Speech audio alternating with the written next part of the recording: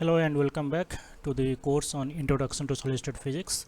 In this video you are going to learn what is the relation between the reciprocal space lattice vectors and the interplanar spacing. For that purpose, let us consider the most asymmetric unit cell, that is the triclinic unit cell. Here this is the schematic of a triclinic unit cell. Here the A, B, C are the corresponding lattice parameters, and we are interested in finding out the interplanar spacing corresponding to this plane, which is 0, 0, 1 plane. This plane is perpendicular to the C axis, so we are interested in finding out the this particular distance, which is given with the red arrows, because this corresponds to D 0, 0, 1. So this is the plane which is 0, 0, 1 plane. It is perpendicular to the C axis, and we are interested in finding out how it is related with the corresponding reciprocal space lattice vectors. Now the corresponding reciprocal space lattice vector C, can be written as 2 pi into A cross B by the volume of the unit cell. That is what is the definition of the reciprocal space lattice C. And in this diagram, if you look at this particular cross product A cross B, so this is the vector A and this is the vector B. It corresponds to the area of this triangle OACB.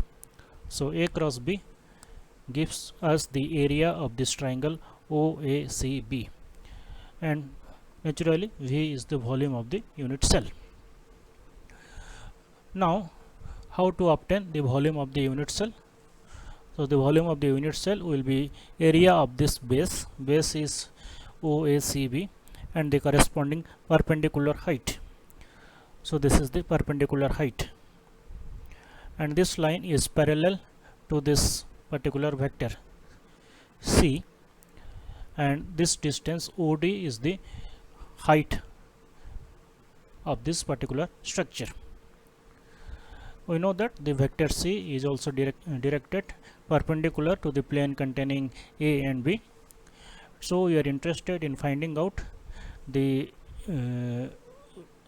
relation between the reciprocal space lattice vector C and the interplanar spacing D 0, 0, 1, and for that purpose we are finding out the volume and the corresponding A cross B vector here, that is the which corresponds to the area of the particular rectangle OACB, and the volume of the unit cell can be given as the area OACB times the height OD. This is the height. This height is equal to this particular height. So this is the height of this triclinic structure, and we are drawing a parallel line to this, which is OD, and it is along the vector C, capital C. Now let us find out what is the capital vector C, which is the reciprocal space lattice vector. So already we are having the area of OACB. This term will get cancelled out with this term. So on the denominator we are having only this height OD. And what is this height OD? Height OD is nothing but the interplanar spacing corresponding to the plane 0, 0, 1. So the reciprocal space lattice vector corresponding to the plane 0, 0, 1 is C, and the magnitude of this particular vector can be written as 2 pi by the height OD, which is 2 pi by D 0, 0, 1.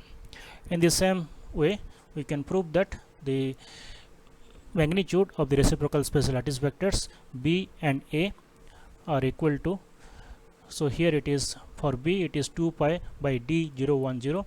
This 0, 1, 0 plane is perpendicular to the B axis, small b axis, whereas D 1, 0, 0 is perpendicular to the small a axis, that is the real space A axis.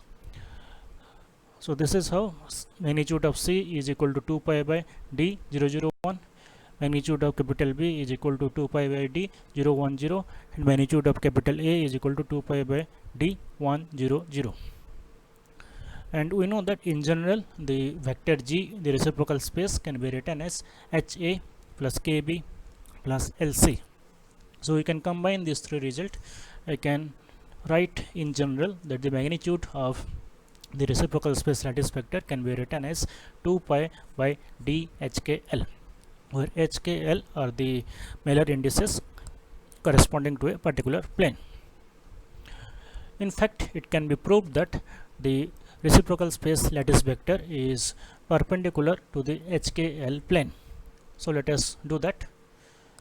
Suppose the plane, so this is the plane, this shaded area is the plane, yellow color shaded area is the plane, and the corresponding reciprocal space lattice vector is GHKL, and we are going to prove that this vector GHKL is perpendicular to this plane, this HKL plane.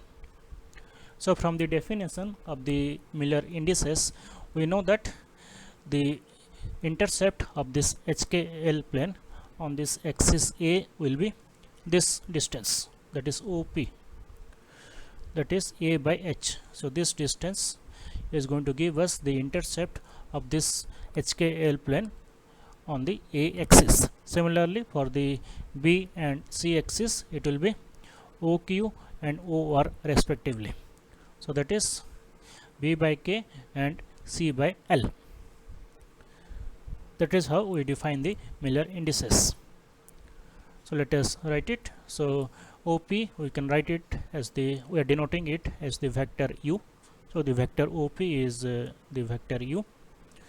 So the magnitude of vector OP is equal to magnitude of the vector U is equal to A by H, which is the intercept of this HKL plane on the A axis. Similarly, the intercept of this HKL plane on the B axis is the magnitude of the vector V, this vector V, and is equal to B by K.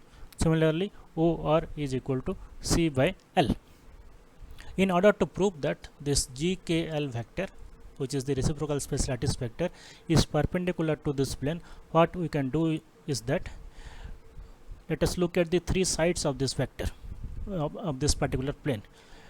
So this plane is constructed by these three vectors F, S and G. So if you can prove that this GHKL is perpendicular independently to S vector, G vector and F vector, then the plane enclosed by these three vectors will also be perpendicular to this vector G. So let us do that.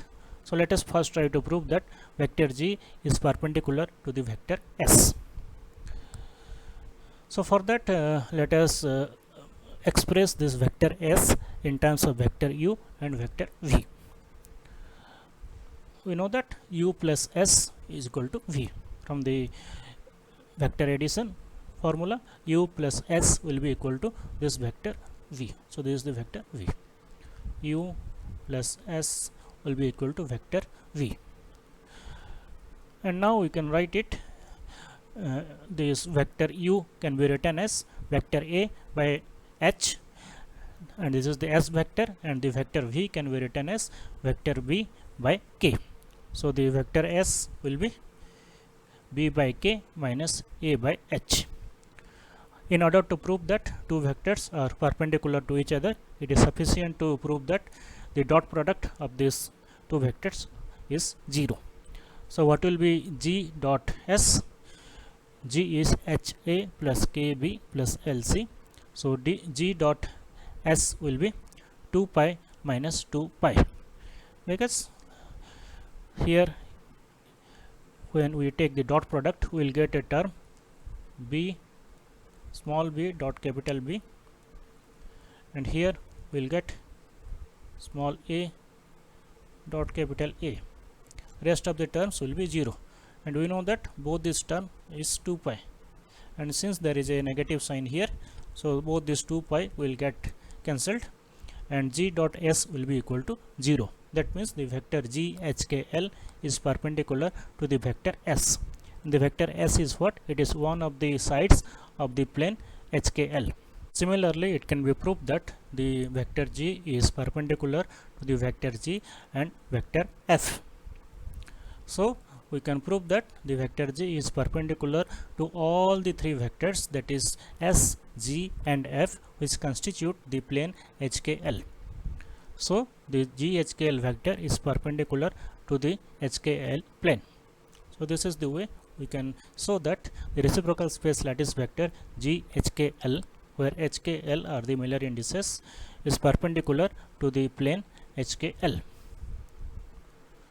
In the next video we will be going for the equivalence between the Laue formalism and the Bragg's law.